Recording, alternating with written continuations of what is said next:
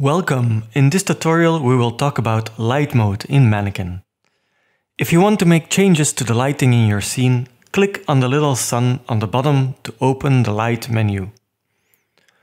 Once you have activated light mode and you try to move the camera like you would usually do, you will move the activated light now instead. So just right mouse button and drag on PC or Mac and touch and drag on mobile.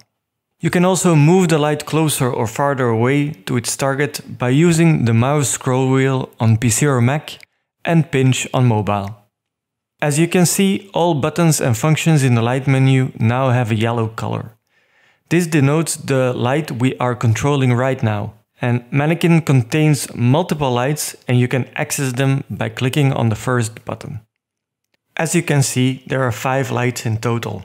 The yellow, blue, red and green light are spotlights. The white one, on the other hand, is similar to a sunlight and will light up the entire scene. We can now select the light we want to control. Once we have done that, you will see all other buttons have now changed their color as well. These are the additional controls on all lights. First, we can position the light in free look mode. Similar to the free look mode of the camera, we can now move the camera up, down, left or right with the arrow keys on the keyboard. To move the camera forwards or backwards, we can use the scroll wheel on the mouse and right mouse button and drag to look around.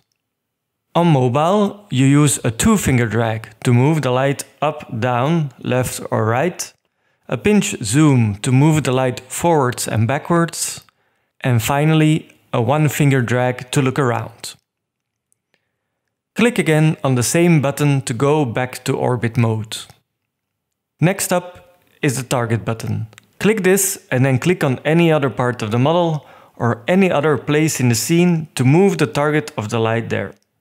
The light position is updated relative to the new target. There are also some additional slider controls. The first one controls the intensity of the light. Move the slider completely to the left to switch it off. Next, we have a slider that controls the radius of the spotlight. With this, you can light a specific part of the model. Lastly, we have the shadow quality slider.